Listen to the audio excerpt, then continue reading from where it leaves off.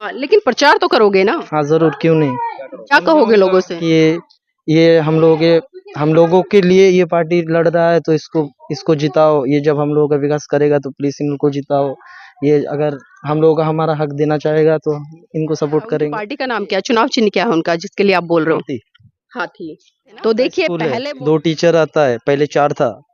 ये नाम का स्कूल है। मैं तो अभी खुला खुला बोल दूंगा, ये नाम का स्कूल है। 2 टीचर, पहले जब हम लोग बचपन में आते थे तब 4 टीचर था, मतलब मैडम था स्कूल में। अभी 2 आता है। और कब आएगा कब जाएगा उन लोगों का मैटर है वो। आपको इस काम को करते हुए कभी हीन भावना नहीं आती? आता है लेकिन पढ़ा हूँ मैं बहुत, ठीक है, लेकिन काम नहीं मिला तो तो क्या जो करूँ। आप ये सामने स्कूल बता रहे हैं, कितने बच्चे पढ़ रहे हैं स्कूल में अभी? ये तो स्कूल का जो मैडम है वही बोल सकते हैं कितने पढ़ते हैं। अच्छा, नहीं जैसे कोई आइडिया होगा, बच्चे सुबह आते होंगे, यहाँ असेंबली होती होगी, उसका तो थोड़ा जानकारी स्कूल होगी। में हम तो देखते हैं यहाँ पर 20 से 30 बच्चे होगा। बस 20-30 बच्चे आते हैं? अब बहुत ज्यादा बड़ा नहीं है, छोटा स्कूल है। अच्छा, यहाँ पर जो बच्चे आते हैं वो सारे हरिजन बच्चे हैं या और भी आते हैं? हाँ, वो सब नीचू कास्ट हम लोग का ही बस्ती का सब बच्चा है, सब पढ़ता है। मतलब छोटी कास्ट के बच्चे ही आते हैं? छोटी कास्ट के ही बच्चे हैं। तो यहाँ पर जो स्कूल बने हैं वो अलग अलग कास्ट के बने हैं? नहीं, वही अलग हम लोग का यहाँ पर ये जो स्कूल है कोई नाम देख भी सकते हैं नहीं कि है। स्कूल पे ना तो कोई साइन बोर्ड लगा हुआ है, ना ही किसी तरह से स्कूल का बोर्ड लगा है जिसपे ये लिखा हो कि भाई ये स्कूल है, इसका ये नाम है, इतनी कक्षा तक है। तो आप सोच सकते हैं कि किस तरह के स्कूल सरकार चला रही है। और ये हरिजन बस्ती है, यहाँ पर सिर्फ हरिजन के बच्चे ही पढ़ने आते हैं और उनकी भी मात्रा सिर्फ 10 या 20 है। तो इसी से बताइए, अगर कोई ब्राह्मण जाति का व्यक्ति है, जो काम आप 3,000 में करते हो, अगर उसको 10,000 रुपए दिए जाए तो क्या वो व्यक्ति ये काम करेगा? नहीं, वो नहीं करेगा। वो क्यों नहीं करेगा? वो नहीं करेगा, वो उसका बात है। हम लोगों स्वीपर जो है सफाई करने वाला सफाई करता है। नहीं, आपने स्वीकार कर लिया कि हमें हमें ही ये काम करना है।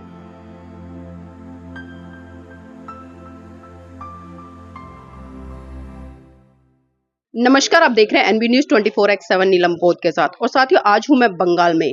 अभी हम यहाँ से गुजर रहे थे तो कुछ चर्चा चल रही थी और चर्चा कुछ इस तरह से चली कि जो लोगों की दयनीय स्थिति है, खासकर अगर मैं गरीबी की बात करूं भारत देश में, आप सबको पता है कि सरकारी आंकड़े क्या है।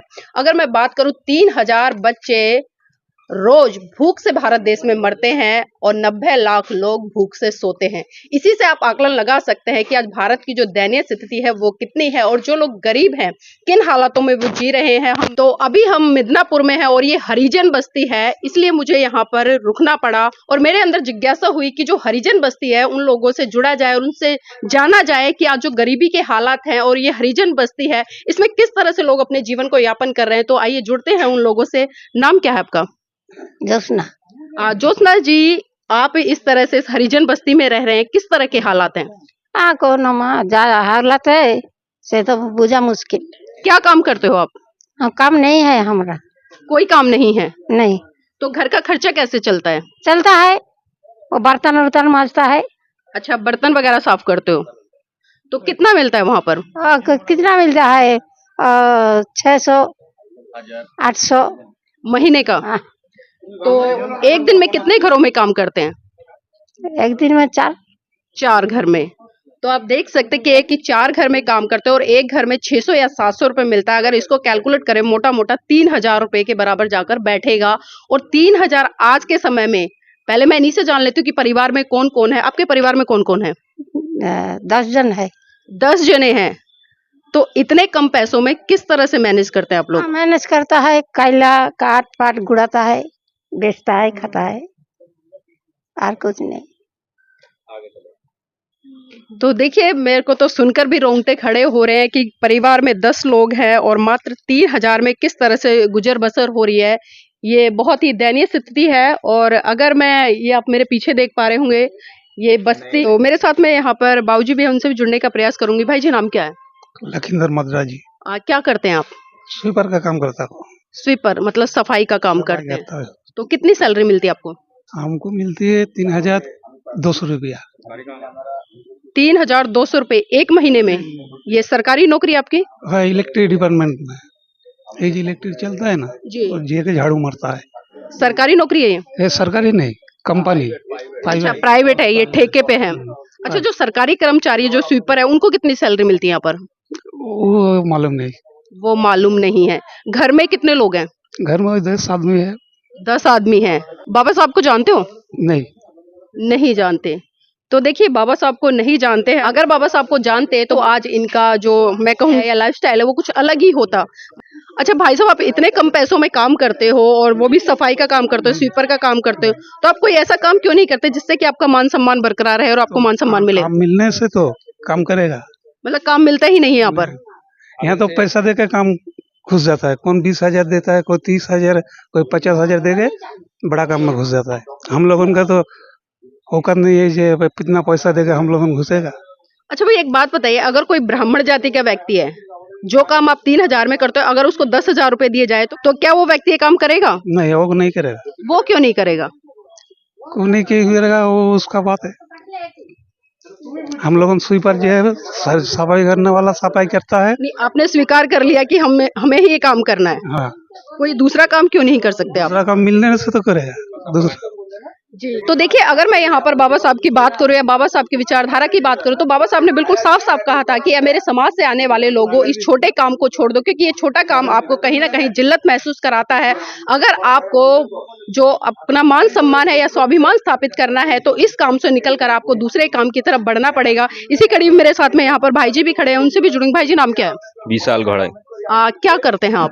हम स्वीपर का काम करते हैं, हाउस कीपिंग। स्वीपर का काम करते हैं। पढ़े कितना है आप? 9 पढ़ाई का 9th तक।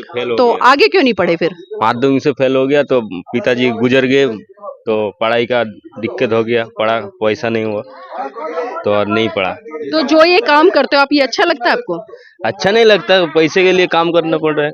तो पैसे के लिए तो आप कुछ और भी काम कर सकते हो ना, जिसमें कम से कम आपका मान सम्मान हो। वही काम मिला नहीं तो बहुत काम किया तो ये काम मिला था तो कर लिया।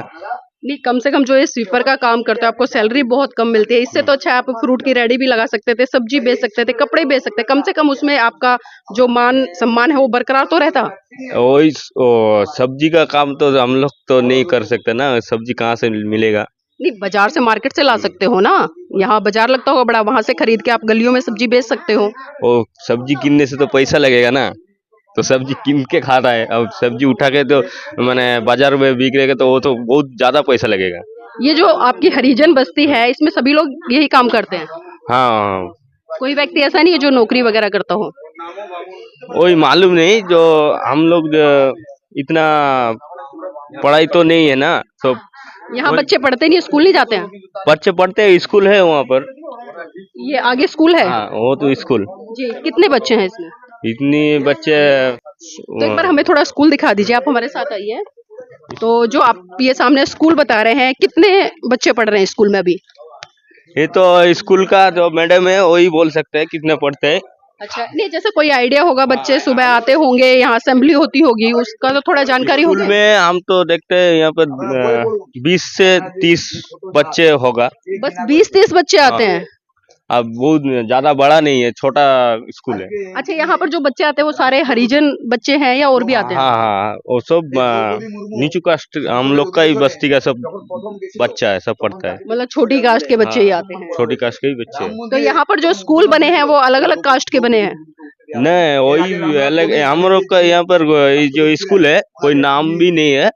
तो स्कूल जो बच्चा है 5 साल का हो जाता है वो बच्चा आके यहाँ पर पढ़ता है। तो आप देख सकते हैं कि जिस तरह से सरकारें बड़े बड़े दावे करती हैं कि हम अच्छी शिक्षा दे रहे हैं और जो सरकारी स्कूल है उनकी हालत बहुत अच्छी है, लेकिन मैं आपको बिल्कुल प्रत्यक्ष रूप से यहाँ पर दिखा रही हूँ। तो आप देख सकते हैं कि स्कूल पे ना तो कोई साइन बोर्ड लगा हुआ है, ना ही किसी तरह से स्कूल का बोर्ड लगा है जिसपे ये लिखा हो कि भाई ये स्कूल है, इसका ये नाम है, इतनी कक्षा तक है।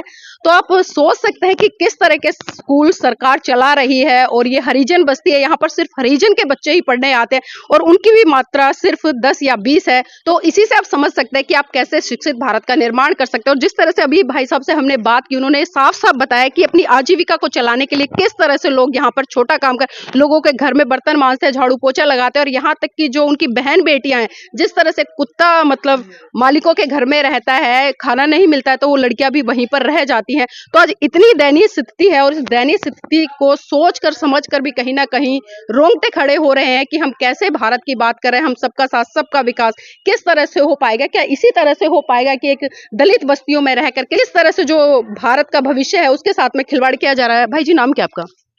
गणेश तुड़कले। गणेश जी क्या करते हैं आप?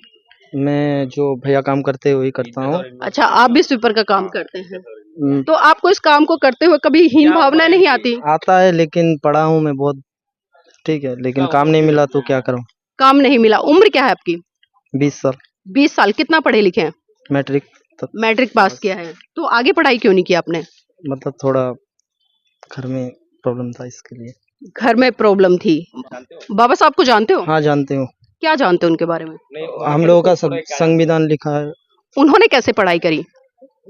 बहुत स्ट्रगल करके। मतलब उनके बारे में पढ़ा है ना, उन्होंने बहुत स्ट्रगल किया, कोई संसाधन नहीं था, आज तो कम से कम आपके पास में संसाधन है। हाँ तो फिर आपने संघर्ष क्यों नहीं किया? मैम, मतलब थोड़ा पढ़ाई का अंदर बहुत खर्चा भी होता है घर में। मतलब नहीं, जो सरकार है, सरकारी स्कूल है, फिर सरकारी कॉलेज होते हैं, वहां तो आप जा सकते ये थे ना। नाम का स्कूल है, 2 टीचर आता है, पहले 4 था। ये नाम का स्कूल है। मैं तो अभी खुला खुला बोल दूंगा, ये नाम का स्कूल है। 2 टीचर पहले जब हम लोग बचपन में आते थे तब 4 टीचर था, मतलब मैडम था स्कूल में। अभी 2 आता है, और कब आएगा कब जाएगा उन लोगों का मैटर है वो।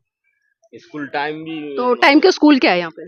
स्कूल का टाइम बच्चा लोग पढ़ता है 7 AM से लेके 10 PM तक। ये स्कूल का टाइम है? हाँ, बच्चा लोग के लिए जो मतलब ऐसा आता है ना, छोटा छोटा बच्चा पढ़ने, उन लोगों का है। और 1 से लेके 4 तक यहाँ पे है। मतलब ये तो छोटा स्कूल है, 1 से लेके 4 तक है। उन लोगों का 10 से लेके वो 2 बजे तक छोड़ देता है, लेकिन टाइम है 10 से लेके 4 बजे तक। जो आप काम करते हो उसमें इज्जत मिलती है आपको?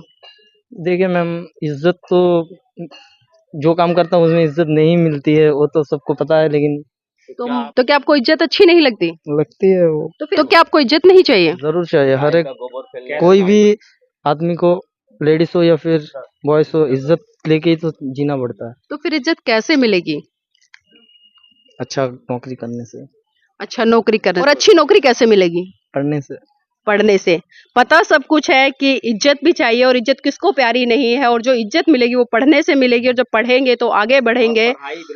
और पढ़ाई बिना संघर्ष के नहीं हो सकती। लेकिन आज कहीं ना कहीं इन लोगों ने ये मान लिया है कि जो ये काम है ये हमारे ही लिए बनाया गया है, और इससे आगे बढ़ना ही नहीं चाहते। तो अभी यहाँ पर जो चर्चा हमने की तो उसमें साफ साफ निकल कर आया कि इन लोगों ने तो हथियार गिरा दिए हैं, एक तरह से हार मान ली है। लेकिन हम इनका दोष नहीं देते, जितने दोषी ये हैं वैसे उससे ज्यादा दोषी कहीं ना कहीं यहाँ की सरकारें हैं। जब संविधान में इनके लिए पूरा प्रावधान है इक्वल एजुकेशन का, तो इनके लिए सरकार को व्यवस्था करनी चाहिए। लेकिन विडंबना है कि जब जब चुनाव होते हैं तब तब नेता टोपी लगाकर इनके बीच में आ जाते हैं और इनका बहुमूल्य वोट लेकर चले जाते हैं, और फिर 5 साल इनके ऊपर अत्याचार शोषण करते हैं। लेकिन विडंबना है कि ये लोग भी उस अत्याचार शोषण को नहीं समझ पा रहे हैं, और ये नैतिक ड्यूटी बनती है इनकी कि पढ़े समझे और आगे बढ़े, और अपने हक अधिकार के लिए, अपने मान सम्मान को बचाने के लिए कम से कम एजुकेशन हासिल करें। तो इस बार वोट किसको दे रहे हो भाई?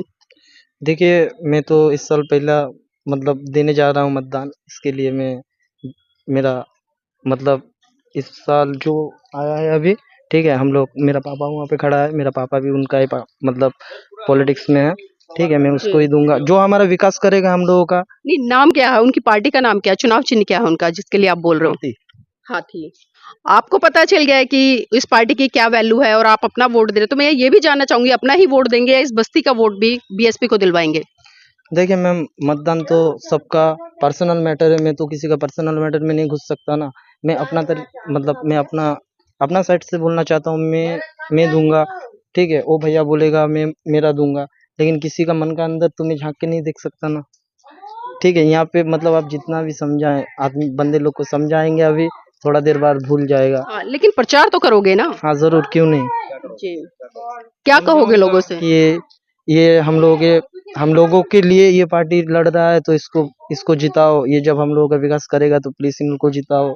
ये अगर हम लोगों का हमारा हक देना चाहेगा तो इनको सपोर्ट करेंगे। जी।